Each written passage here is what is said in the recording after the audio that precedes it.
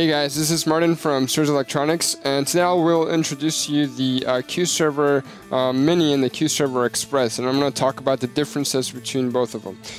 They are both great units. The CueServer Mini is a little bit more capable than the CueServer Express, but the CueServer Express is also the most cost-effective unit. The good thing about these units is that they're both very small. They're probably maybe like 4 or 5 inches. In length and like 1.5 inches in height. So, you could fit them in pretty much anywhere, and, they're both very capable units. I'm going to start off with the CueServer Express. The CueServer Express is the most cost-effective unit, and it actually has DMX 5-pin in and outs on it straight up. The downside to the CueServer Express is that it only has one DMX playback fader, as opposed to like the original software that has 4 faders, and so it's a little bit more limited as far as that, and it also doesn't have any buttons on it or anything like that. But you could always hook it up with a Cue station or a Cue pad and set up your buttons and triggers that way. It has a regular Ethernet port on the back and your DC in, for your power supply. So like I said, it's limited, but also you could also buy the expansion software pack, which enables all the full features that a regular CueServer would have if you ever need to expand in the future. Then next up we have the CueServer Mini.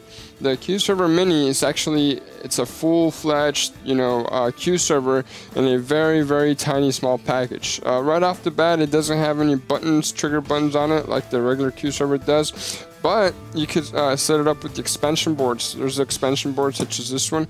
It actually has the trigger buttons on it already, and it's got your serial port connection. It's got your screw down terminals for DMX 512 in and out if you need to screw them down or you don't have another way to connect it. So this is a good little expansion board. The CueServer itself has DMX in and outs in the form of RJ45 connectors, and that's a great option because it saves room. But also, if you're not using RJ45 for DMX, you might have issues. But you could always get an adapter or something like that, and make sure that it works.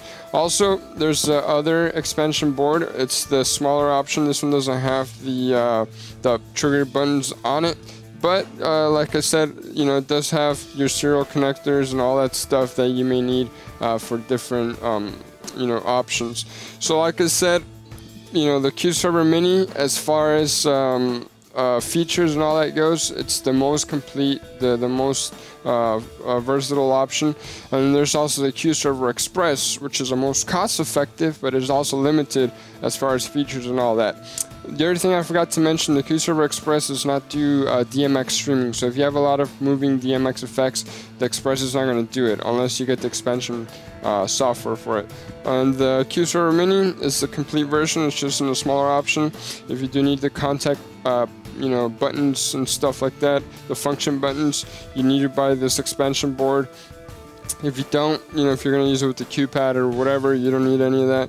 So like I said, these two run the same software. You could actually download the show files into whichever one, and they'll do the same, except this one doesn't do streaming.